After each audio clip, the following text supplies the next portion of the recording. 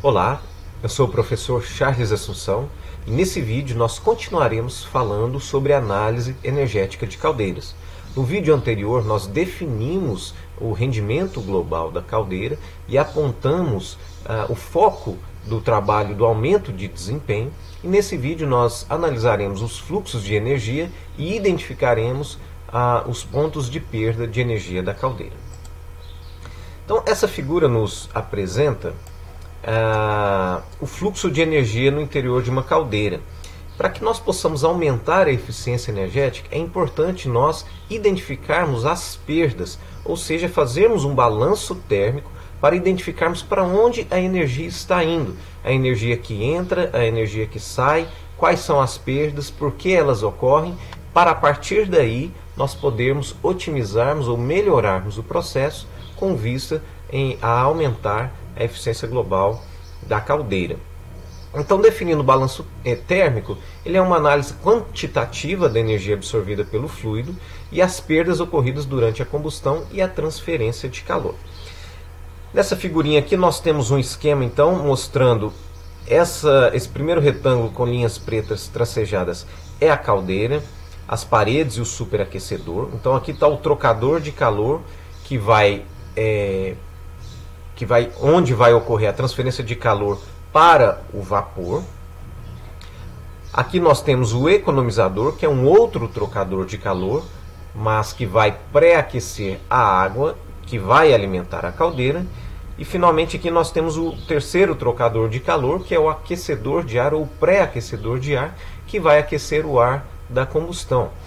Então, em linhas gerais, nós temos a entrada de combustível, todo o combustível está entrando aqui na caldeira, no trocador de calor principal, vamos assim dizer.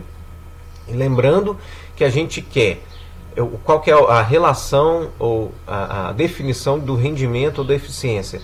É a relação desse vapor de saída, ou a diferença das propriedades desse vapor com a água de entrada, sobre essa entrada de energia. Então o que a gente quer fazer é minimizar essa entrada de energia, preservando essa saída de energia. Mas nós vemos que essa entrada é muito maior do que essa saída menos essa entrada aqui. Então o que a gente quer fazer é reduzir essa diferença para que o rendimento seja maior. Voltando então aqui, nós temos a entrada de energia por meio do combustível, que nada mais é do que a massa vezes o seu PCI ou PCS, como dito no vídeo anterior, depende da base de análise escolhida. E parte dessa energia, então, ela vai sair no vapor. Ela vai ser transferida do vapor e é o que a gente quer. Mas nem toda ela. Nós temos perdas no processo. E essa imagem aqui nos ajuda a identificar. Então, começando aqui por cima, parte da energia ela é perdida porque o combustível não é queimado. Nem todo combustível é queimado. Pode ocorrer que na saída lá da chaminé, se a gente fizer uma análise, vai ter CO, por exemplo, se o combustível for gasoso, ou pode ter cinzas, carbono nas cinzas, num combustível sólido. Então, o processo de combustão ele pode ser ineficiente, nem todas as moléculas de ar podem interagir adequadamente ali com as moléculas do combustível para gerar o CO e depois o CO2. E se a gente tiver CO, então a gente tem combustível saindo sem ser queimado, ou seja, nós pagamos por esse combustível e parte desse combustível está sendo lançado na atmosfera. Isso também ocorre, por exemplo, nos motores a combustão interna. Inclusive, um dos parâmetros, até mesmo de controle ambiental, é a porcentagem de CO no escapamento dos carros. Esse CO que está saindo, ele é combustível, porque o CO ele é um combustível que foi lançado fora. Então, é um fator importante de ineficiência. Além disso, o CO é um fluido tóxico, altamente tóxico, então ele também tem um aspecto de segurança. A gente deve evitar a geração de CO aqui. E o outro aspecto que também vai ser manifesto ou identificado lá na chaminé é o excesso de ar. Para que a combustão seja completa, a gente deve ter um excesso de ar, porque o processo para ocorrer de forma estequiométrica ele levaria uma eternidade, ou seja, um tempo muito longo que o processo não permite, não disponibiliza esse tempo. Então, para que todo o combustível seja queimado ou a quantidade de combustível não queimado seja minimizada, a gente precisa utilizar um excesso. Mas esse excesso de ar não pode ser muito grande. E se ele está muito grande, ele vai gerar uma perda, vai reduzir a eficiência, porque esse ar ele não está contribuindo para a transferência de calor. Ele está simplesmente entrando a uma temperatura e saindo a uma temperatura muito elevada. Então, na verdade, ele está roubando energia do processo, não contribuindo efetivamente na geração de calor interna à caldeira. Então, ele está como o nitrogênio, por exemplo. Ele entra e sai roubando calor, porque ele vai sair aquecido. Então, a gente tem que ter o excesso, mas um excesso bem ajustado para simplesmente garantir a queima total do combustível e não ter um excesso além daquele que garanta a combustão completa. E isso,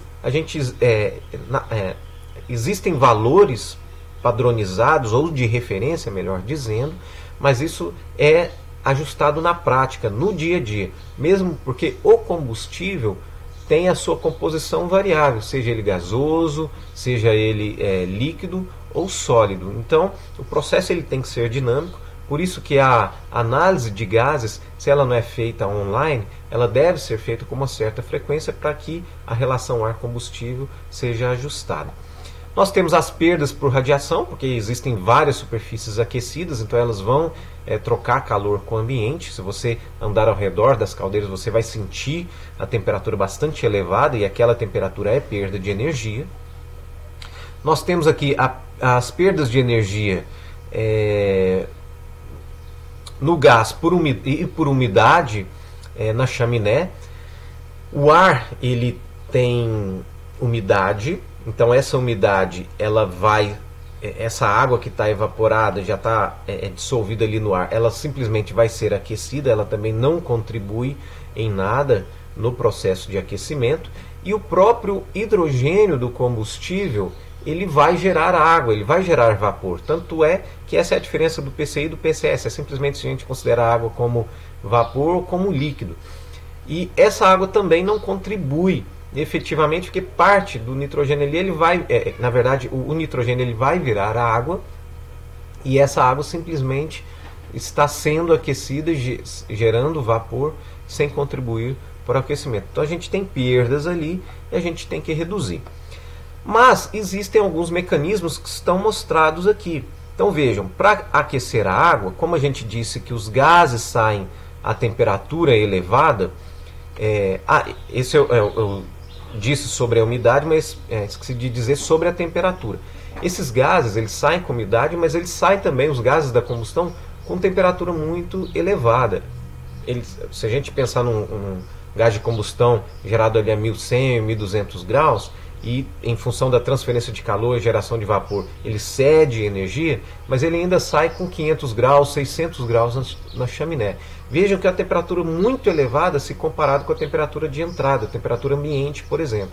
Então existe uma disponibilidade de energia muito grande ali, e se a gente lança esses gases na atmosfera a essa temperatura, a gente está de fato jogando energia fora, porque a gente gastou esse combustível para gerar aquele gás, parte daquele gás, ou aquele gás transferiu parte de sua energia, mas uma parcela significativa ainda está sendo lançada para a atmosfera em função da sua temperatura.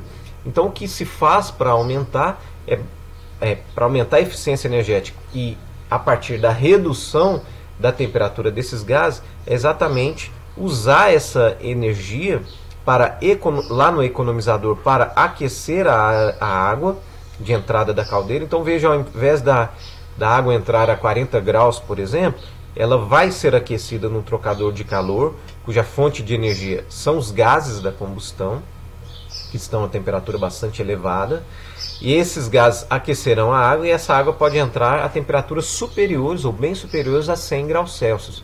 Então se o vapor vai ser gerado ali a 200 graus, por exemplo, que seja a temperatura de evaporação, aí, claro, que depende da pressão, veja que a gente já economizou boa parte do caminho.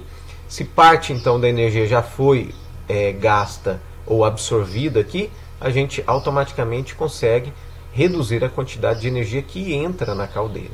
E o outro mecanismo que a gente tem, além dos demais, do ajuste da combustão e do isolamento térmico, aqui, cuidar de toda essa parte, é a gente recuperar também esse calor pré-aquecendo o ar de combustão. Esse ar, se esse processo não ocorrer, ele também vai entrar ali a 35, 40 graus, dependendo da temperatura ambiente. Em períodos frios podem entrar a temperaturas até inferiores, e parte da energia vai ser gasta para aquecer esses gases. Esse gás, ele, no seu processo termoquímico ali de combustão, ele vai se transformar, o ar vai virar outros gases juntamente com o combustível, mas existe uma entalpia de aquecimento ali que vai ser gasta para exatamente fazer essa diferença de temperatura.